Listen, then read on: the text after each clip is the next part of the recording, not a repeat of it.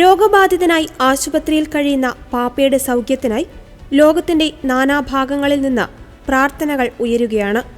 Francis പാപ്പ പൂർണ്ണ ആരോഗ്യവാനായി തിരിച്ചുവരുന്ന അവസരത്തിനായി കാത്തിരിക്കുകയാണ് ഓരോ വിശ്വാസിയും.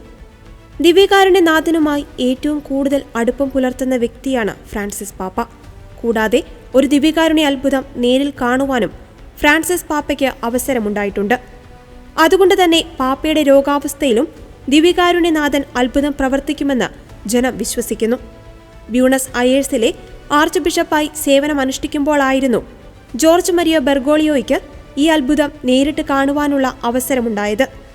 1996 ഓഗസ്റ്റ് 18 അർജന്റീനയിലെ ബ്യൂണസ് അയേഴ്സിലെ സാന്താ മരിയ വൈക്കപാലിറ്റോ അൽമാഗ്രോ ദേവാലയത്തിലാണ് ഈ ദിവ്യകാരുണ്യ അത്ഭുതം നടന്നത്.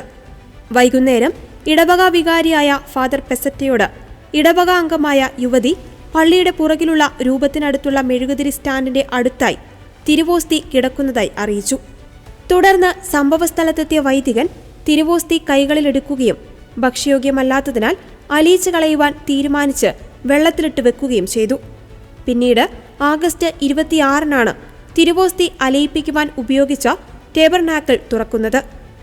ടേബർനാക്കിൾ തുറന്നപ്പോൾ തിരുവോസ്തി മാംസരൂപമായി മാറിയതാണ് ഫാദർ പെസറ്റ് കണ്ടത്. തുടർന്ന് ബ്യൂണസ് അയേഴ്സിലെ ആർച്ച് ബിഷപ്പായിരുന്ന ജോർജ് മരിയോ ബെർഗോളിയോയെ വിവരമറിയിക്കുകയും ചെയ്തു.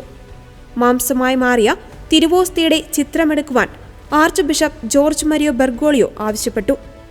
1996 സെപ്റ്റംബർ 6 ഈ ചിത്രമെടുത്തത്. തുടർന്ന് ടേബർനാക്കിളിൽ തന്നെ തിരുവോസ്തി സൂക്ഷിക്കുവാനും തീരുമാനിച്ചു. 3 വർഷം കഴിഞ്ഞിട്ടും മാംസരൂപമായി മാറിയ തിരുവോസ്തി നശിച്ചില്ല. ഈ തിരുവോസ്തി നശിക്കാതെ ഇരിക്കുവാൻ യാതൊരുവിധ രാസവസ്തുക്കളും ഉപയോഗിച്ചിരുന്നില്ല. മാംസരൂപമായി മാറിയ തിരുവോസ്തി പഠനവിധേയമാക്കാൻ അന്ന് ആർച്ച് ബിഷപ്പായിരുന്ന ഫ്രാൻസിസ് പാപ്പ ഉത്തരവിടുകയും ചെയ്തു. തുടർന്ന് 1999 ഒക്ടോബർ 5 ആർച്ച് ബിഷപ്പിന്റെ പ്രതിനിധികളുടെ സാന്നിധ്യത്തിൽ ശാസ്ത്രജ്ഞരായ ഡോക്ടർ റിക്കാർഡോ കാസ്റ്റനൻ ഗോമസ് ന്യൂയോർക്കിലേക്ക് തിരുവോസ്തി കൊണ്ടുപോയി. പഠനത്തിനായി 5 അംഗ ശാസ്ത്രസമിതി രൂപീകരിക്കുകയും പ്രശസ്ത കാർഡിയോളജിസ്റ്റും ഫോറൻസിക് പാത്തോളജിസ്റ്റുമായ ഡോക്ടർ ഫെഡറിക് സുഗിബയുടെ നേതൃത്വത്തിൽ പഠനം ആരംഭിക്കുകയും ചെയ്തു. എന്നാൽ സത്യസന്ധമായ റിപ്പോർട്ട് ലഭിക്കുന്നതിനായി ഇതെവിടെ നിന്ന് കൊണ്ടുവന്നതാണെന്ന് ഇവർ വെളിപ്പെടുത്തിയില്ല. 5 അംഗ സമിതി സമർപ്പിച്ച റിപ്പോർട്ട് ആരെയും അത്ഭുതപ്പെടുത്തുന്നതായിരുന്നു. ഹൃദയത്തിന്റെ ഇടതു വെൻട്രിക്കിളിന്റെ ഭാഗത്തുള്ള കോശമാണിതെന്നും ഇപ്പോഴും മിടിച്ചുകൊണ്ടിരിക്കുന്ന ജീവനുള്ള ഹൃദയത്തിൽ നിന്ന് അടർത്തിയെടുത്ത ഭാഗമാണിതെന്നും ശാസ്ത്രജ്ഞർ വെളിപ്പെടുത്തി. പാപ്പയ്ക്ക് ദിവ്യകാരുണ്യനാഥനുമായി അഭേദ്യമായ ബന്ധമാണുള്ളത്. ബ്യൂണസ് അയേഴ്സിൽ നടന്ന അത്ഭുതം ഇന്നും അനേകരെയാണ് വിശ്വാസ വഴിയിലേക്ക് തിരികെ കൊണ്ടുവന്നത്.